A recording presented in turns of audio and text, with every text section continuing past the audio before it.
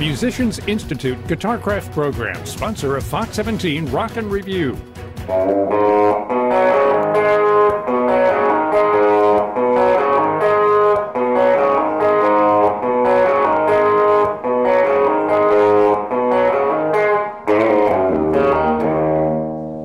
If you want to hear more of that great music, check out the new album from Webb Wilder, Powerful Stuff, and that is powerful stuff, buddy. That is, yeah. It's so great having you back on the show. My pleasure. You know, Thank usually you and I bump into each other and hang out at like guitar shows and like the Fender Custom Guitar Show, and you know, you're going to be at NAMM this coming weekend. Always exciting. But you've got this new album out, and I got to tell you, you know, and I own all of your albums, you know, from the past years and everything, but I love this, man, because, you know, it's like a mashup of all of your different songs, and it actually covers from 1985 to 1993, but you remixed them. Yeah, I think there's 16 cuts and lots of live, lots of studio, and about 8/10 of it was remixed. You Like the Lightning Hopkins song, that was a lo-fi thing that could not be remixed. Oh my gosh, it was amazing. But, you know, I love that you love those things, and thank you so much. So this is like in between the buttons, to borrow the Stones phrase, of all those albums. Right. Going before, the oldest cut on there is 1985 with Bobby Field on drums, right, because he was there in the beginning. Well, and also I want to bring up, you know, last time you were on the Rock and Review too, Webb, you know, Mississippi Modern did so well. You toured on it, you know, the merch and everything. I mean, that album did very well for you and got a lot of positive reviews also. It did, yeah. And so now you sort of had to go, you went back into the archives. And you know what impressed me on this album with Powerful Stuff is that your voice sounds so fresh, the guitar, you know, just like New Day. Yeah. You know, New Day is such a poignant song. Kind of timely. Yeah, very. Yeah. And so, you know, like I was telling you before we came down to the studio, I kind of feel like this album is like, you know, Webb Wilder on shuffle. Because it's like, you know, you've got all your different styles of music in one. And because, yes, it weaves between all those years. It's what didn't come out during all those years. It's what was happening in between the releases or didn't make it to the releases or whatever. And then there's some live thrown in. Right. And you get the different personnel. As I mentioned, Bobby Field plays drums on that one song. Yeah. But he had chosen his own replacement in Jimmy Lester almost immediately. And so Jimmy was with us for so many years, and he plays drums on everything else. Yeah. And the horns, the addition of the horns on some of the songs, oh my goodness. Yeah, there's some versions, like for instance, Lost in the Shuffle, this version has horns. Love it. We had released a completely different version from a completely different session in '96 with no horns. Right. Yeah. So if you see a title you've seen before, you haven't heard this version. Well, you know, and I think that's what's fun about it, too, comparing it to your past albums and your body of work, you know, and you're so well known in the Nashville community and around the world. I mean, you know, you're going to be playing in Memphis, Chicago. You're going to be doing some private stuff at Summer NAMM this coming week. Yeah, yeah. And, you know, and from the movie Short that kind of spawned this career. It did.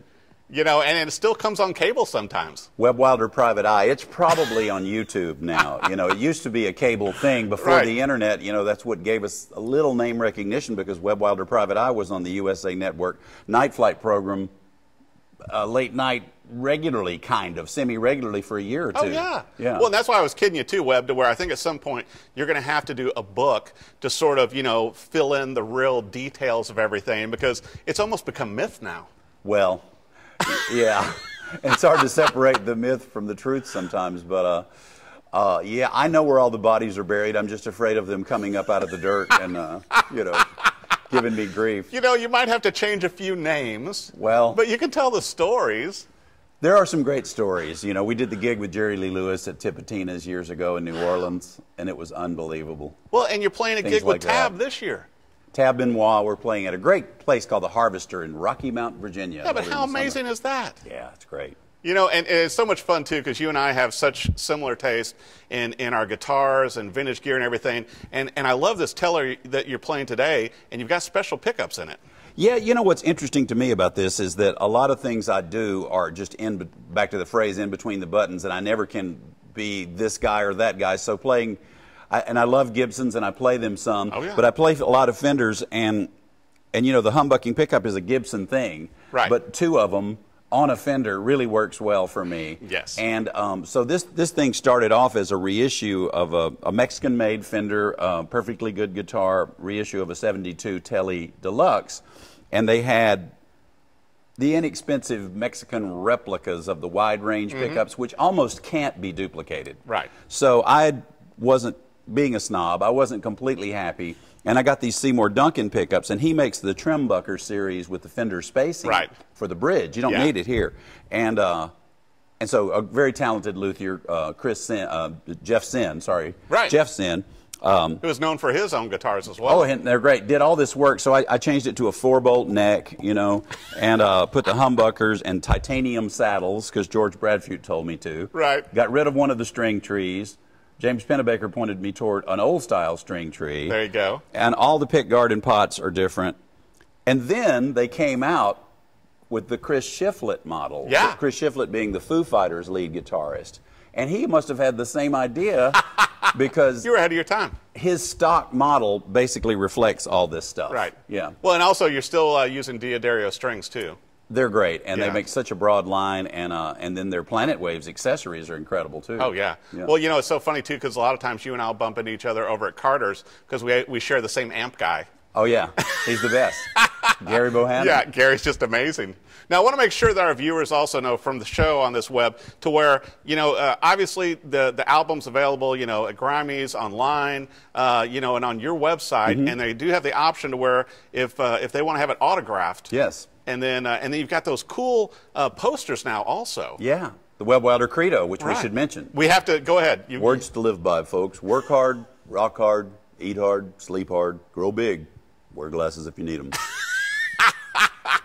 And I love it where that credo came from to where you were doing an interview. A fake interview. And it just, a practice interview, and it came off the top of your head, and that's been it. Well, see, and that was 1985, and that gets back to the early days when Bobby Field, R.S. Field, as the world knows him, an incredible songwriter, producer, drummer, was the drummer. And we were doing our first out-of-town gig, and I had this terrible old 6-cylinder van that always broke down, and we were on the Natchez Trace, and we were coming back from Jackson, Mississippi, and we had the boom box with the built-in compression, and he said, you know, you're going to be doing some interviews. He's a brilliant guy. You know, we're doing some interviews. You should simulate it. And at the end of that, he said, anything you'd like to add?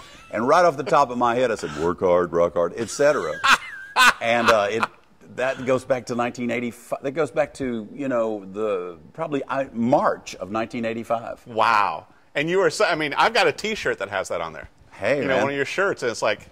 I'm looking for a check from the opticians of the world. You know, I've pointed them all toward some business. You know, you need to have that on your website, too, to where if you need special Webb Wilder glasses, you can get those on the website. Well, some really nerdy, arcane trivia is that what really were the Webb Wilder glasses, they quit making them. It was a company called Artcraft, and I think they've gone out of business, so I had to sort of switch to a very similar version. And then this is weird, too. I noticed later Malcolm X wore these kind of glasses, and we have the same birthday. Wow. Also, Pete Townshend's birthday. Yeah? Yeah, and Joey Ramone and Dusty Hill, lots of people born on that day. See, you're with all the famous people. So I want to make sure that our viewers know that your website is webbwilder.com. Yes, sir. And so they can get, you know, the album, they can get it signed if they want. You've got T-shirts, posters, stickers. All sorts of cool stuff. Yeah, always. And you'll also have this at your shows, because as we mentioned earlier in the news, you know, you're going to be playing Memphis, you're going to be in Chicago, Lexington. Yep. And also at Summer NAMM this week. You'll be wandering around and maybe doing some private gigs. Yeah. There's a lot of stuff, and we're really happy to be doing it, and it's a great privilege, and we appreciate everyone who has supported us all these years. Well, you know, what's amazing to me, too, Webb, is that, you know, musically, you know, like your last album was so incredible with Mississippi Modern, but even this, I think, you know, with Powerful Stuff, it shows your innovation.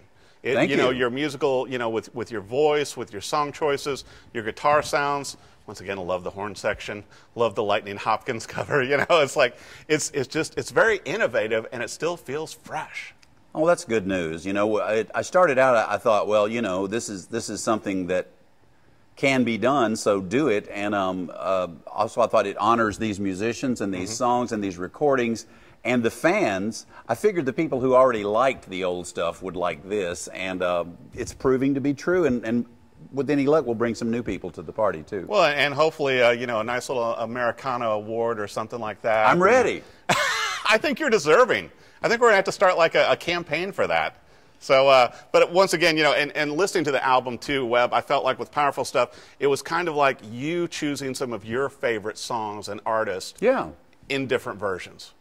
Yeah. I mean, there's all that. You know, there's the song I wrote with Terry Anderson. You know, there's a lot of Bobby Fields songs. There's a song we wrote together, No Great Shakes, and sure, that's been out before, but not this version. And I'd forgotten that we ever recorded this. That was another magical mystery of this, is that you get the tape, you bake it, you find out what's on it when you transfer it. And this one even has different lyrics. Wow. Yeah. Well, I love this version because I was listening to it this morning driving in too. Well, be sure and pick up a copy. Powerful stuff. The one and only, the last of the full-grown men, Webb Wilder. Go to his website and be sure and catch him on tour, and maybe you'll see him this week at the Summer NAMM show. Thanks for watching the Rockin' Review. Musicians Institute Guitarcraft program, sponsor of Fox 17 Rock and Review.